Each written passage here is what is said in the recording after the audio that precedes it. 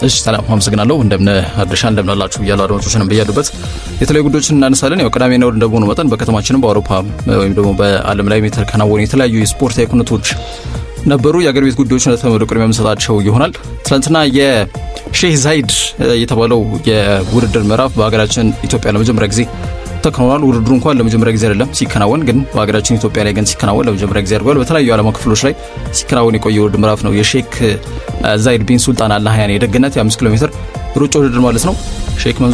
ሼክ መንሱር ቢን ዛይድ አልናህያን የማንቸስተር ሲቲ ክለብ ባለቤት እንደሆነ ይታወቃል። ግን የዘር ግንዳቸው በጣም በትልቁ መተወስ አለበት። በደግነት በቅንነት ይታወቃሉ በሚል እሳቸውን ለመዘከር የሚደረግ የውድድር ምዕራፍ ስለመሆኑ ነው የተነገረው ማለት ነውና የወንዶች የውድድር ምዕራፍ ላይ ንብረት ክንዴ ውድድሩን በበላይነት ታጠናቋል። 600 ሺህ ብር የገንዘብ ሽልማት ተበርክቶለታል። እስከ 5.9 ሚሊዮን ብር ነው የገንዘብ ሽልማቱ የተዘጋጀው። እንግዲህ አንደኛ ለወጡ 600 ሺህ ብር ነው። ንብረት ክንዴ በወንዶች አሳክቷል። በሴቶች አለሽኝ ባወቀ ውድድሩን በበላይነት ታጠናቃለች። ሽቶ ጉሜ እንዲሁም ሮቤ ዲዳ ከአንደኛ እስከ 3 ያለውን ደረጃ አጠናቋል። በወንዶች ንብረት ክንዴ ቀደም ብዬ እንዳልኩት ውድድሩን በበላይነት ያጠናቀው ኡጌርሳ ነጋሳና ግዛቸው ሙሴ ደግሞ ከአንደኛ እስከ 3ኛ ቀሪውን ሁለተኛና 3ኛ ደረጃን ይዘው አጠናቋል ማለት ነው። ሰብአዊ ርህራሄና ደግነት መሰረት ማድረግ የተዘጋጀው የዚህ የሼክ ዛይድ የደግነት ሩጫ ውድድር በትናንትናው ዕለት ሲከናወን የሚመለከታቸው አካላት ማለትም ከመንግስት ጋር በተያያዘ ባህልና ስፖርት ሚኒስቴር በዋናነት ውድድሩን በቅንጅትም እንዳከናወነ ይታወቃል። ስለዚህ ስፖርት ዘርፍ ሚኒስትር ዴኤታ የሆኑት አቶ መኪ መሐመድን ጨምሮ የኢትዮጵያ አትሌቲክስ ፌዴሬሽን ፕሬዚዳንት ኮማንዳንት ስለሺ ሰን እንዲሁም ደግሞ ጀግናው አትሌት ኃይሌ ገብረስላሴ እንዲሁም ታላላቅ የስፖርት ቤተሰቦች እንደተገኙበት ለመመልከት ይችላል ማለት ነው። ውድድሩ ወደ 4500 ተሳታፊዎችን አካቶ ነው እንግዲህ የተከናወነው። በዚህ ደረጃም መከናወኑ እንደ ትልቅ ስኬት ያደርጓል። ምክንያቱም የመጀመሪያው የውድድር ምዕራፍ ሆኖ 4500 በአንድ የውድድር ምዕራፍ ላይ በተለይ ማከናወን አቅምን ማግኘት ቀላል ነገር ካለመሆኑ ጋር በተያያዘ ማለት ነው። ዞሮ ውድድሩ ግን በተሳካ መንገድ እንደተጠናቀቀ መናገር ይቻላል ማለት ነው። ከዛ ውጪ በአፍሪካ ለመጀመሪያ ጊዜ በመዲናችን አዲስ አበባ ሲካሄድ የነበረው የዓለም አቀፍ ሲቲ ማውንቴን ባይክ ኤሌሜንተር ፕሮ ሊግ በትናንትናው ሁኔታ በደማቅ ሁኔታ ተከናውኗል። እንግዲህ ይሄ በአፍሪካ ለመጀመሪያ ጊዜ በአዲስ አበባ ከተማ ሲካሄድ ደግሞ ግልጽ በሆነ መንገድ ይሄ ዓለም አቀፍ የሲቲ ማውንቴን ባይክ ከሌሎች የማውንቴን ወይም ደግሞ የሳይክል ውድድር ምዕራፍ ለየት ያለ ውድድር ምዕራፍ ነው። ነገራችን ላይ የኖርማል የሳይክል ውድድር አይደለም። ኤሌሜንተር ውድድር ማለት እንግዲህ በተለያዩ በውስጡ የሚያካትታቸው ውድድር ምዕራፎች አሉ። እንደ እርከን ወይም ደግሞ እንደ ቻሌንጅ የሚገጥሙ ኖርማል አስፋልት ላይ ደግሞ ከፍና ዝቅ ያሉ አስፋልቶች ላይ ብስክሌት መጋለብ ብቻም ሳይሆን አንዳንድ ደረጃዎችንም በሳይክል የመውረድ ምናምን ሌሎች አይነት ቻሌንጆች እንዳሉት መናገር እንችላለን። ከዚህ ከውድድር ምዕራፍ ጋር በተያያዘ ማለት ነው። በነገራችን ላይ ከንቲባ አዳነች አቤቤ ናቸው ግልጽ በሆነ መንገድ የውድድር ምዕራፍም በይፋ መክፈቻ ንግግር በማድረግ ያስጀመሩት ማለት ነው። ይህ በእንዲህ እንዳለ በዚህ በአፍሪካ ለመጀመሪያ ጊዜ በአዲስ አበባ በተካሄደው የዓለም አቀፍ የሲቲ ማውንቴን ባይክ ኤሊሚኔተር ፕሮ በስኬት ተጠናቋል ተብሏል። አድዋ ድል መታሰቢያ ነው። መነሻ የመጀመሪያ ውድድር ከመሆኑ ጋር በተያያዘ አድዋ ድል መታሰቢያ ላይ ነው የተከናወነው። በሴቶች ብስክሌት ውድድር ከኔዘርላንድ የመጣችው ዲዲ ዴቭሬስ ውድድሩን በበላይነት ታጠናቃለች። ሌላ ኔዘርላንዳዊት ኤሉዲ ኪውፐር ሁለተኛ ደረጃን ይዛ አጠናቃለች። ኬንያዊቷ ሞኒካ ኬፕላጋት ደግሞ ሶስተኛ ደረጃን ይዛ አጠናቃለች ማለት ነው። ከዛ ውጪ በወንዶች ስሎቬኒያው ክራንች ዛጋር ቀዳሚ የሆኑ የወርቅ ሜዳሊያ ተቀናጅቷል። ኦስትሪያዊ ቲሆ ሁሰርና ስዊድናዊ ደግሞ ኤድቪን ሊንድ በቅደም ተከተል ሁለተኛና ሶስተኛ ደረጃን ይዘው አጠናቋል። ውድድሩ አዲስ ነው። ለዛ ነው እንግዲህ ኢትዮጵያን ተወዳዳሪዎች ከአንደኛ እስከ 3ኛም ሆነ በውድድር ምዕራፉ ላይ በትልቁ ውጤት ይዘው ያላጠናቀቁት ማለት ነው። ኤሌሜንተር ፕሮ የተባለው አዲስ የሳይክሊንግ የውድድር ምዕራፍ ነው። በሀገራችን ኢትዮጵያም ሲደረግ ለመጀመሪያ ጊዜ አድርጓልና ተሳታፊ ስፖርተኞች በሰጡት አስተያየት ውድድሩ የተካሄደበት ስፍራና የአዲስ አበባ ከተማ ገጽታን እጅግ አስደሳች እንደነበር ገልጿል። ዋናው ደግሞ ቢያ ነው ዘይት የተለያዩ ውድድር ምዕራፎች ላይ እዚህ አዲስ አበባ ላይ የሚከናወኑበት መንገድ አንድ መንግስት ለስፖርት የሰጠው ልዩ ትኩረት የሚያመላክት ከመሆኑ በተጨማሪም ኮሪደር ልማት ላይ ስፖርት መሰረተ ልማትም አያይዞ እየተገነባ እንደሚገኝ አንዱ አመላካሽ ጉዳይ ሊሆን ይችላል። በብቃት በከፍተኛ ጥራት ግን በስፖርት ዲፕሎማሲም በተለይ ከተማችን አዲስ አበባ አቋሟን በተግባር ያሳየችበት ስለመሆኑ ደግሞ ከንቲባ አዳነች አቤቤ ሀሳብ የሰጡበት ስለመሆኑ መናገር እንችላለን ማለት ነው። እነዚህ በትልቁ ከተማችን ላይ የተከናወኑ የውድድር ምዕራፎች ስለመሆናቸው መናገር እንችላለን ማለት ነው። የኢትዮጵያ ሴቶች ፕሪሚየር ሊግ ትናንትና የተከናወኑትን ውጤቶች ጠቅሰን ወደ ባርማዶ ጉዳዮች እናቀናለን። አርባ ምንጭ ከተማ በይፋ ወደ ታችኛው ሊግ ወርዷል። ይህም በተረጋገጠ ደረጃ ትላንትና የታወቀበት ሂደት አለ ካስመዘገቡት ውጤት ጋር በተያያዘ ማለት ነው። የሴቶች ፕሪሚየር ሊግ በጣም ፉክክሩ አጓጊ ሆኖ እየቀጠለ ይገኛል። እንደሚታወቀው በኢትዮ ኤሌክትሪክና በኢትዮጵያ ንግድ ባንክ መካከል ያለው ፉክክር እንደቀጠለ ነው። ከትላንትና በስቲያም የተደረጉ የውድድር ምዕራፎች አሉ። ከነዛ መካከል ሲዳማ ቡና ልደታን 2-0 በሆነ ውጤት ያሸነፉበት መርሃ ግብር በትልቁ ተጠቃሽ ነው። ከዛ ውጪ ሸገር ከተማ አርባ ምንጭ ከተማን 4-0 ሲረቱ ጎሎቹን ሶፋኒ ተፈራ 2 ጎሎችን አስቆጥራለች። አይናለም አለማየሁ ደግሞ ቀሪያን 1 ጎል አስቆጥራለች። ሶፋኒ ሃትሪክን የሰራችው ሁለተኛው ደቂቃ 34ኛው ደቂቃና 78ኛው ደቂቃ ላይ ከዛ ውጪ አይናለም አለማየሁ በ47ኛው ደቂቃ ላይ ተጨማሪ ጎል አስቆጥራ ሸገሮች አርባ ምንጭን 4-0 አሸንፏል። ያንን ተከትሎ ነው እንግዲህ በኢትዮጵያ ሴቶች ፕሪሚየር ሊግ ያለፉትን ዓመታት ሲሳተፍ የቆዩ አርባ ምንጭ ከተማ ሴቶች ቡድን ከ24 ጨዋታዎች የሰበሰበው ነጥብ 10 ብቻ ነው። በጣም የደከመ እንቅስቃሴ ነበረ በውድድር ዘመኑ ላይ ያደረጉት። ስለዚህ ሁለት ቀሪ ጨዋታዎች ገና ይቀራሉ በኢትዮጵያ ፕሪሚየር ሊግ።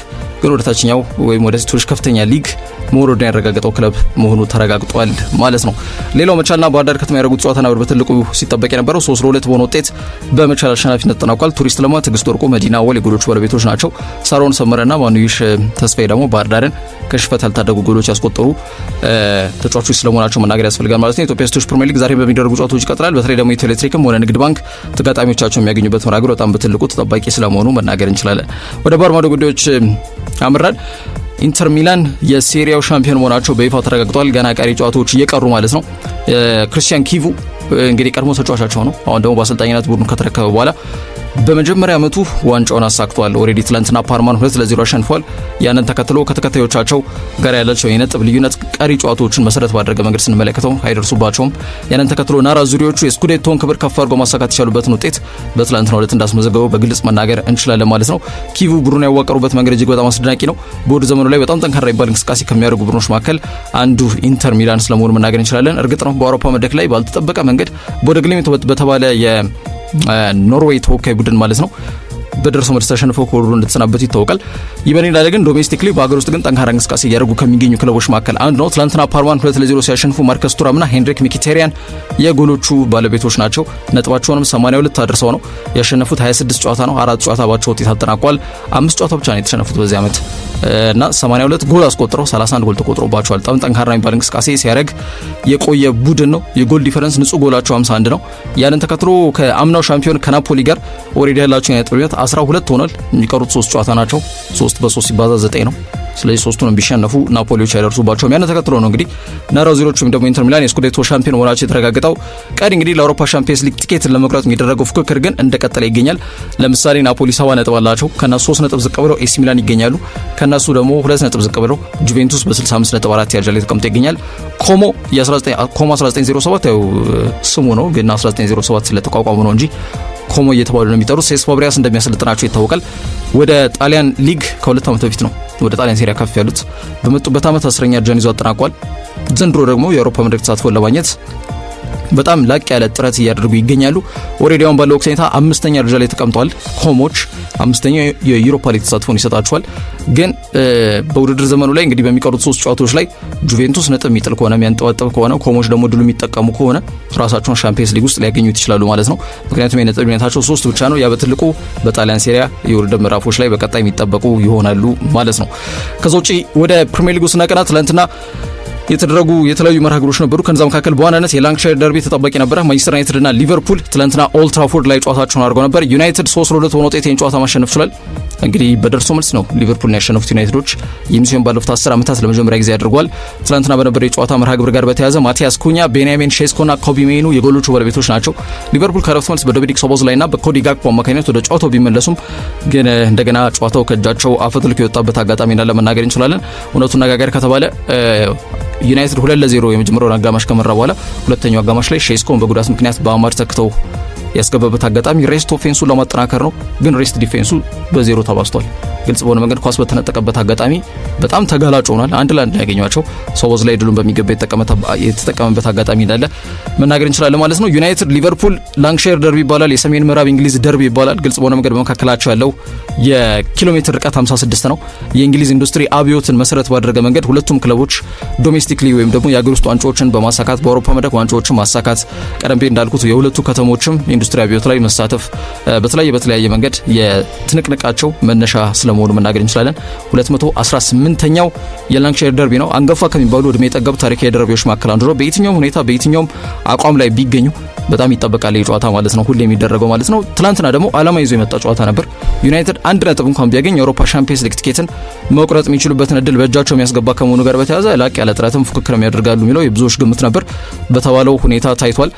ማይክል ካሪክ እንግዲህ ቋሚ አሰልጣኝ መሆን እንዳለበት መስፈርቱን አሟልተዋል። ግን አንዳንዴ ደግሞ ያው የታክቲካል ለውጦች የሚያደርግበት ሂደት ላይ እውነት ጌሙ ድሪድ አድርጎ ነው ጨዋታውን አይቶ ነው የሚለው መጠነኛ ጥያቄ እንዲነሳበት የሚያደርግ ነበር። ትላንትና 2-0 ሁለታቸው የመጡበት መንገድ ኢንዲቪጁዋል ኢረሮች ቢሆኑም የመጀመሪያው ጎል በአማድ ጥፋት፣ ሁለተኛው ጎል በሴን ላሜንስ ጥፋት የተገኘ ቢሆንም በሊቨርፑል በኩል ማለት ነው የጨዋታ ሂደትና እንቅስቃሴያቸው ላይ ግን የሚወስኗቸው ውሳኔዎች ኢንጌም ማኔጅመንት ላይ ትንሽ ክፍተት እንዳለበት ብዙዎች ያነሳሉ።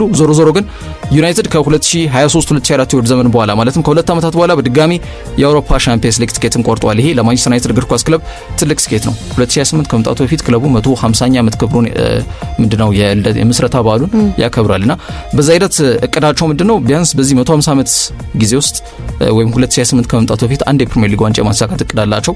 በቀጣይ ዓመት ቡድኑ በዛ መንገድ እንዲቃኝ የሚያስብ አይነት የዝውውር መስኮት እንዲያሳልፉ ግብአት ይሆናል። ሻምፒየንስ ሊግ ዩናይትድ ትልቅ ክለብ ነው። ማንም ወደ ዩናይትድ ማቅናት ሊፈልግ ይችላል ተጫዋች ከሆነ ስፔሲፊካሊ መስፈርታቸው ደግሞ ሻምፒየንስ ሊግ ነው። ያንን ካሟላ ምንም ጥያቄ የለውም። ባለሀብት ከኋላ ኪሱ የመጀረጠ የሚወጣው እንዲሁም ደግሞ ተጫዋቾችን የሚገዛበት አግባብ ቀርቷል እሱ ነገር። ስለዚህ የማንቸስተር ሲቲ 115 ክስ የተቆለለው በዛ ምክንያት ነው። ስለዚህ አሁን በእግር ኳስና እግር ኳስ ቋንቋ ላይ መሰረት ያደረገ ገቢ ብቻ ነው በዝውውር መስኮት ላይ ፋይዳ የሚኖረው ማለት ነው። በዚህ ሂደት ካየነው ደግሞ ዩናይትድ ወደ ሻምፒየንስ ሊግ መምጣታቸው በጣም በትልቁ በቡድን ግንባታ ሂደት ላይ ትልቅ አስተዋጽኦ ያበረክትላቸዋል ተብሎ ይገመታል ማለት ነው። ዞሮ ዩናይትድ የሻምፒየንስ ሊግ ትኬታቸውን ቆርጧል። በ64 ነጥብ 3 ያጃ ላይ ተቀምጠው ይገኛሉ። ሊቨርፑል አሳሳቢ ነው። እርግጥ ነው በትላንትናው ጨዋታ ላይ አሌክሳንደር ኢዛክም ጉዳት አጋጥሞት በጨዋታው ላይ መሰለፍ አልቻለም። መሐመድ ሳላህ ካልኖረ የማጥቃት እንቅስቃሴያቸው በጣም እንደሚፈዝ ሌላው ትላንትና የተመለከትንበት አጋጣሚ እንዳለ መናገር እንችላለን። ዞሮ ሊቨርፑል በውድድር ዘመኑ ላይ ያስተናገዱት 11ኛው ሽንፈት ሆኗል በእንግሊዝ ፕሪሚየር ሊግ ማለት ነው። አርነ ስሎት ባክ ቱ ባክ ለሁለተኛ ተከታታይ ዓመት ኦልድ ትራፎርድ ድረስ አቅንተው ያሸነፉ የመጀመሪያው የሊቨርፑል አሰልጣኝ መባል የሚችሉበትን እድል ሳይጠቀሙበት ቀርቷል ማለት ነው። በ58 ነጥብ ባሉበት አራት ያጃ ላይ ለመቀመጥ ተገዷል።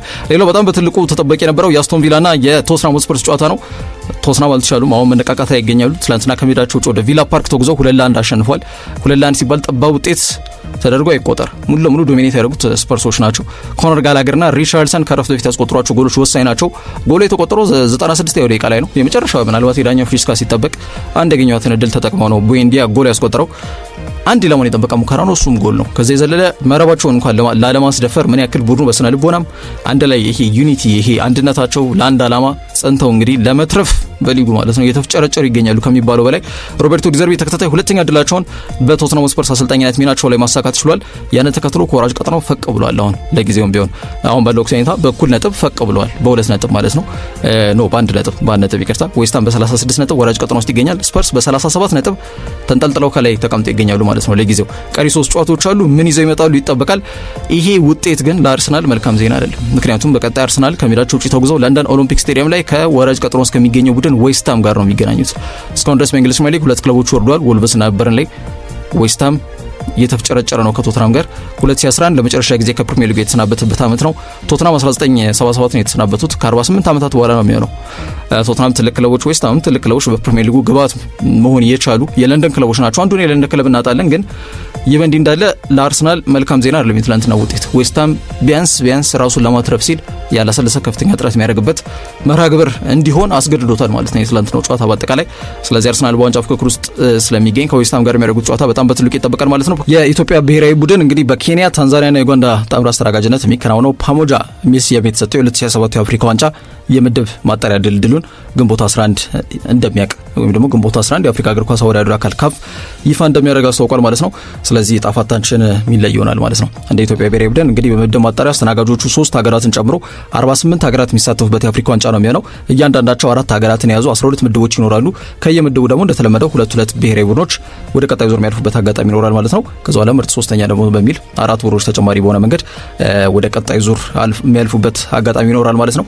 እንግዲህ ማጣሪያው መጀመሪያና ሁለተኛው ዙር ጨዋታዎች ከመስከረም 11 እስከ 16 ባሉት ቀናት ይከናወናሉ። ሶስተኛና አራተኛ የምድብ ጨዋታዎች ከጥቅምት 30 እስከ ዳር 8 እንዲሁም አምስተኛና ስድስተኛ ጨዋታዎች ደግሞ ከመጋቢት 13 እስከ 21 ድረስ ይከናወናሉ። የውድድሩ ደግሞ የመጨረሻ የዋናው የአፍሪካ ዋንጫው ማለት ነው ሰኔ 12 እስከ ሐምሌ 10 ይከናወናል። ስለዚህ ባለፉት አመታትም በነበሩት ጊዜያቶች ላይ የኳሊፊኬሽን የብሔራዊ ቡድን ጨዋታዎች እንደሚታወቀው የእንግሊዝ ፕሪሚየር ሊግ ሁሌ በተጀመረ ሶስተኛው ሳምንት ላይ ይቋረጣል ይታወቃልና መስከረም 11 የተባለበት ምክንያት ከዛ ጋር የተያዘ ነው ለማለት ፈልጌ ነው። በሂደት ደግሞ ጥቅምት 30 ላይ እንደገና ኢንተርናሽናል ብሬክ ተብሎ ሲቋረጥ የሀገራት የውድድር ምዕራፍ ላይ የአፍሪካ ዋንጫ ማጣሪያ መርሃ ግብር ይጠብቀናል ማለት ነውና ምንደልደልበት ምድብ ላይ ተጠባቂ የሚባሉ መርሃ ግብሮችን እናከናውናለን። እንግዲህ አሰልጣኝ ዮሐንስ ሳሌ የኢትዮጵያ ብሔራዊ ቡድን ተረክበው እያሰለጠኑ ይገኛሉ። የመጀመሪያ ጨዋታቸውን እንደሚታወቀው ሳኦ ቶሜና ፕሪንሲፔ የተባለች ሀገርን በድምር ውጤት ማሸነፍ ለፕሪ ፕሌይኦፍ ማለት ነው ወይም ደግሞ ለአፍሪካ ዋንጫ ማጣሪያ ለመቀላቀል የተደረገ የቅድመ ማጣሪያ ጨዋታ ላይ 4-0 በድምር ውጤት ማሸነፍ ወደ ማጣሪያ ይፋ በሆነ መንገድ የኢትዮጵያ ብሔራዊ ቡድን መቀላቀሉ ይታወቃል። ስለዚህ በኢስት አፍሪካ ፓሞጃ በተሰኘው በሶስቱ ሀገራት በጣምራ ምስራቅ አፍሪካ ሀገራት ኬንያ ጎረቤት ሀገር እንዲሁም ታንዛኒያና ዩጋንዳ በጣምራ በሚያስተናግዱት በዚህ የአፍሪካ ዋንጫ ላይ ተጋጣሚያችን ማን ይሆን ከማጋ ነው ዕጣ ድልድላችን ውስጥ የምንገባው ምድቡን ደግሞ ሁለተኛ ወይም ደግሞ አንድ ያርጀን ይዘንስ ማጠናቀቅ እንችላለን የሚሉትና ዝርዝር ነጥቦች ከዕጣ መውጣት ስነ ስርዓቱ በኋላ የሚታወቅ ይሆናል። ግንቦት 11 ይፋ ይሆናል ሲል የኢትዮጵያ እግር ኳስ ፌዴሬሽን ይፋ ያደርገው መረጃ ያመለክታል ማለት ነው። በዚሁ መደረጃነት ወደ ኢትዮጵያ ፕሪሚየር ሊግ ስናቀና በሲቢ ስፖንሰር አዳጊነት እየተከናወነ የሚገኘው የኢትዮጵያ ፕሪሚየር ሊግ 30ኛ ሳምንቱ ላይ ደርሷል። ዛሬ በሚደረጉ ጨዋታዎች ጅማሮን ያበስራል ማለት ነው። በተለይ ወላይታ ዲቻ ከሀዲያ ሆሳዕና ጋር 7 ሰዓት በሚያደርጉት መርሃግብር ይፋ በሆነ መንገድ ጅማሮን ያበስራል።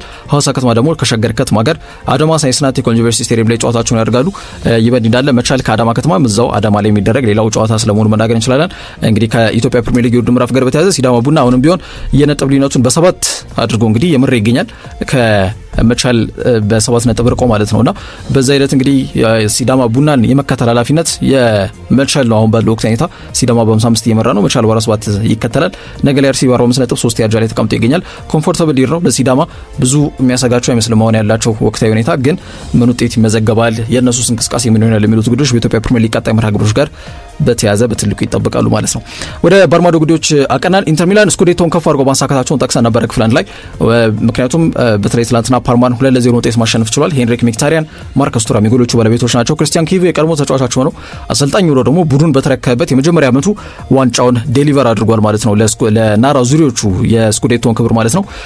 3 ጨዋታ ነው የሚቀረው በጣሊያን ሴሪያ 3ቱንም ቢሸነፍ ኢንተር ሚላን ናፖሊ አይደርስበትም። ኦሬዲ በመካከላቸው ያለው የነጥብ ልዩነት 12 ከመሆኑ ጋር በተያያዘ ማለት ነው ኢንተር 82 ነጥብ አስመዝግቧል። በአጠቃላይ በውድድር ምዕራፉ ላይ 26 ጨዋታዎችን በድል አጠናቀው 4ቱን ባቻ ውጤት አጠናቀው 5 ጊዜ ብቻ የተሸነፈ ቡድን ነው። 82 ጎል አስቆጥሮ 31 ጎል ብቻ የተቆጠረበት ቡድን ገንብቷል። ኪቩ በአውሮፓም ደክላይን አፋር ነበረ። ዶሜስቲክ ላይ ግን ወይም ደግሞ በሀገር ውስጥ ግን ዋንጫዎችን እያሳካ እንደሚገኝ አንዱ አመላካች ጉዳይ ስለመሆኑ መናገር እንችላለን። እንግዲህ ከአምስቱ ታላላቅ የአውሮፓ ሊጎች የተጠናቀቀው ሁለተኛው ስለመሆኑ መናገር እንችላለን። ኦሬዲ የጀርመን ተጠናቋል። ቡንደስሊጋውን ለ36ኛ ጊዜ ባየር ሙኒክ ማሳካቱ ይታወቃል። አሁን ደግሞ ኢንተር ሚላን የጣሊያን ሴሪያን ማሳካት መቻሉ ይታወቃል።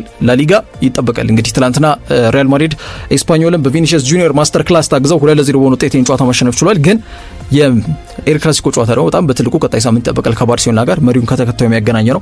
ባርሴሎና ጨዋታ ካሸነፈ ላሊጋም የሚጠናቀቅ ይሆናል ማለት ነው። ከዚህ ውጪ በእንግሊዝ ፕሪሚየር ሊግ ትናንትና ላንካሻየር ደርቢ ማንቸስተር ዩናይትድ ሊቨርፑልን 3-2 በሆነ ውጤት ጨዋታውን አሸንፏል። የብዙዎች ጥያቄ ምናልባት ክፍል አንድ ያላነሳ ነው ጉዳይ ብሩኖ ፈርናንዴዝ አሲስት አድርጓል ወይ በዚህ መርሃ ግብር ላይ የሚል ጥያቄ ነው። ምክንያቱም የቤንያሚን ሼስኮ የ14ኛ ደቂቃ ጎል ስትቆጠር መነሻው ብሩኖ ፈርናንዴዝ ነው። ግን ግብ ጠባቂው በተለይ ደግሞ በሊቨርፑል በኩል ቋሚ ግብ ጠባቂው አሊሰን ቤከርም ሆነ ሁለተኛ ተሰላፊው ግብ ጠባቂ ጆርጂ ማማርዳሽቪሊ ሁለቱም ጉዳት ስለነበረባቸው ፍሬዲ ውድማን የተባለው የ28 ዓመት ሜትር ከ88 የሚረዘም እንግሊዛዊ ሶስተኛ ግብ ጠባቂ ነበር የተሰለፈውና ኳሷን ነክቷታል። እሱ ግብ ጠባቂው ነክቶት ደግሞ ተጫዋች ካስቆጠረ በአሲስት ተደርጎ አይመዘገብም ማለት ነውና ብሩኖ ፈርናንዴዝ እንግዲህ አሲስት ለማድረግ ሌላ ጨዋታዎችን ይጠብቃል ማለት ነው። 19 አሲስት አድርጓል ብሩኖ ፈርናንዴዝ።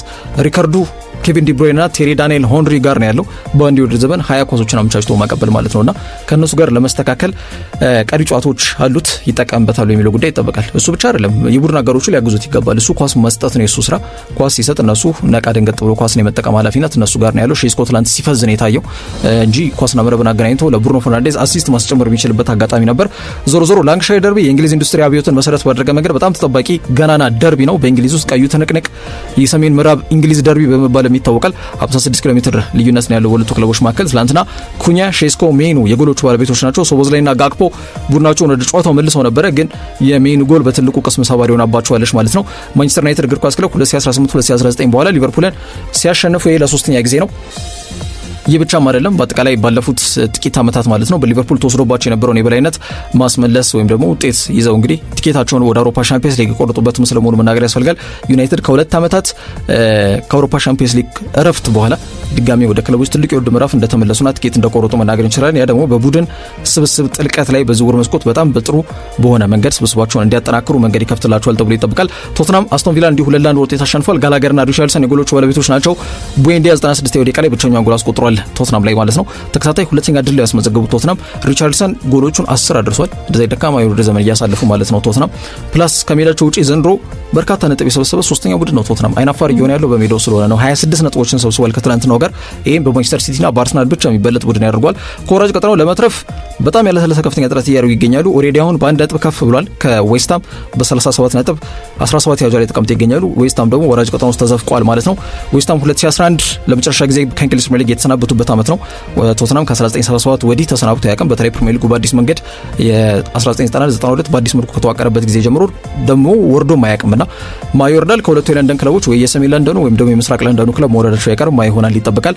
ዌስትሃም ግን ቀጣይ ሳምንት በሜዳቸው አርሰናል ይጋብዛሉ። ይሄ ለአርሰናል ወይም ለሊጉ መሪ ቡድን ጥሩ ዜና እንዳልሆነ መናገር እንችላለን ማለት ነው። ዛሬ በጣም ተጠባቂ ሁለት ጨዋታዎች ቀጥለው ይደረጋሉ። በተለይ ማንቸስተር ሲቲ ከኤቨርተን የሚያደርጉት መርሃ ግብር በጣም በትልቁ ተጠቃሽ ነው። ምሽት 4 ሰዓት የሚደረግ መርሃ ግብር ነው። ከቡድን ዜናዎቻቸው ጋር በተያያዘ ሮድሪ ሄርናንዴዝ በዛሬው ጨዋታ ላይ ይሰለፋል ወይስ አይሰለፍም? ብዙዎች ጥያቄ እንደሆነ ይታወቃል። እንደማይሰለፍ ታውቋል። ጆስኮ ግቫርዲዮል፣ ሩበን ዲያዝና ሮድሪ በዛሬው ጨዋታ አይሰለፉም። ግን አለመሰለፉ ብዙ ክፍተት ይፈጥራል ተብሎ አይገመትም። ብዙ ክህሎት ያላቸው ተጫዋቾች ስላሉ አንደኛው አማራጭ ኒኮ ሬሊ አማካይ መስመር ሆኖ ቦታውን ለሪያን አይት-ኖሪ መተው ነው። ሁለተኛው ደግሞ ተፈጥሯዊ ተጫዋች ሆኖ ኒኮላስ ጎንዛሌዝ ቦታውን ይሸፍናል ተብሎ ይጠበቃል። ሶዛምፕተን ላይ ያስቆጠራት ጎል አስደናቂ እንደነበረች ይታወቃል። ኤቨርተን ባለፉት 5 ጨዋታዎች 3ቱን የተሸነፈ አንዱን ባቸው ውጤት ያጠናቀቀ ቡድን ነው። አቋማቸው ጥሩ አይደለም። ፕላስ ከሲቲ ጋር በሜዳቸው ባደረጉት ያለፉትን 8 አጋጣሚዎች በ8ቱም የተሸነፈ ቡድን የዴቪድ ሞይስ ቡድን ዛሬ በአንጻራዊ በሆነ መንገድ ሜዳ ቀይረዋል። ቢያንስ ሂል ዲኪንሰን ስቴዲየም እንደው በተለምዶ አኬር ይባላል እንደው ቢያንስ በአዲስ ስቴዲየም ላይ መነቃቃት ከፈጠረላቸው የሚታይ ይሆናል ማለት ነው። ከዛ ውጭ ግን የጨዋታ ማንቸስተር ሲቲ አሁንም ቢሆን የማሸነፍ ቅድሚያ ግምት የተሰጠው ስለመሆኑ መናገር እንችላለን። አርሰናል ያገኘውን የሁለት ጨዋታ እድል በሚገባ በመጠቀም 76 ነጥብ ላይ ተቀምጦ ሊጉን እየመራ ይገኛል። ስለዚህ ነጥብ ማጥበብ ብቻም ሳይሆን በርካታ ጎል ማስቆጠርም ኃላፊነትና ጫና እንዳለባቸው በግልጽ መናገር እንችላለን። ኒኮ ሬሊ የግራ መስመር ተመላሽ ተከላካይ ስራ ተጫዋቹ ዝግጁ ነን የሚል ሀሳብ ሰንዝሯል። ጨዋታ ይጠበቃል ምሽት 4 ሰዓት። ከዚህ 11 ሰዓት ላይ ቼልሲና ኖቲንጋም ፎረስት የሚያደርጉት መርሃ ግብር በትልቁ ተጠቃሽ ነው። ቼልሲ ዛሬውን ጨዋታ ማሸነፍ የሚችሉ ከሆነ ነጥባቸውን 51 በማድረስ ቢያንስ የብሬንትፎርድ የተቀመጠበት ቦታ 7 ያርጃ ላይ መቀመጥ የሚችሉበትን እድል በእጃቸው ያስገባሉ። ከዛ በኋላ እንግዲህ ቀሪዎቹ 3 ጨዋታዎች ላይ ምናልባት አስቶን ቪላ ነጥብ የሚጥልላቸው ከሆነ ምናልባትም የአውሮፓ ቻምፒየንስ ሊግ ቲኬት በጣም ከመርፌ ቀዳዳ የጠበበ እድል ቢኖራቸውም እድላቸውን ለመጠቀም ጥረት ያደርጋሉ ተብሎ ይገምታል። ካለም ማክፈረን ቡድን በአጭር ጊዜ ያዋቀረበት መንገድ በጣም አስደናቂ ስለመሆኑ መናገር እንችላለን። የመጨረሻ ጨዋታቸውን አሸንፏል። ከዛ በፊት ግን በሊያም ሮሲኒየር ስር ተከታታይ 3 የእንግሊዝ ፕሪሚየር ሊግ ጨዋታዎችን ተሸንፈው እንደነበር ይታወቃል። ፎረስት ሌላው ጥሩ ፎርሙላ የሚገኝ ቡድን ነው፣ ግን የዩሮፓ ሊግ የመልስ ጨዋታ አለባቸው ከአስቶን ቪላ ጋር። ከዛ ጋር በተያያዘ ተጫዋቾችን እረፍት ሊሰጡ ይችላሉ ተብሎ ይገምታል። ቪቶር ፔሬራ እንግዲህ በሁለት እግር ሁለት ፈረስ አይጋለብም ወይም ሁለት ዛፍ አይወጣም አይደል? ከዛ ጋር በተያያዘ እንግዲህ መስዋዕት አድርገው ፕሪሚየር ሊጉን ቢያንስ በአውሮፓ መድረክ ላይ ፎከስ ሊያደርጉ ይችላሉ ተብሎ ይገምታል። የመጀመሪያው ዙር ጨዋታ አስቶን ቪላን ባለፈው ሳምንት በሜዳቸው ጋብዘው 1-0 አሸንፈዋል። የመልሱን ጨዋታ ካስጠብቁ ወደ ፍጻሜ ያልፋሉ ዩሮፓ ሊግ ላይ ማለት ነው። ስለዚህ ምን የትኞቹን ተጫዋቾች ያሳርፋሉ የሚለው ርዕሰ ጉዳይ የሚጠበቅ ነው የሚሆነው። ይህ ጨዋታ 11 ሰዓት ይደረጋል። በጣም ሁለት እየተጫወተ 3 የሚጎዳው ተጫዋች ሪስ ጄምስ እንዲሁም ደግሞ ሊቫይ ኮልዊል ከኤሲኤል ወይም ደግሞ ከጉልበት ጅማት መበጠስ ህመም በኋላ ለመጀመሪያ ጊዜ ለቼልሲ አንድ ላይ እንግዲህ ሊሰለፉ የሚችሉበት አጋጣሚ እንዳለም እየተገለጸ ይገኛል። ሚካኤል በክፍል 1 በክፍል 2 ላቀረብክልን ወቅታዊ የሀገር ውስጥና ዓለም አቀፍ ስፖርታዊ መረጃዎች ከልብ አመሰግናለሁ። መልካም ቀን ይሁንልህ።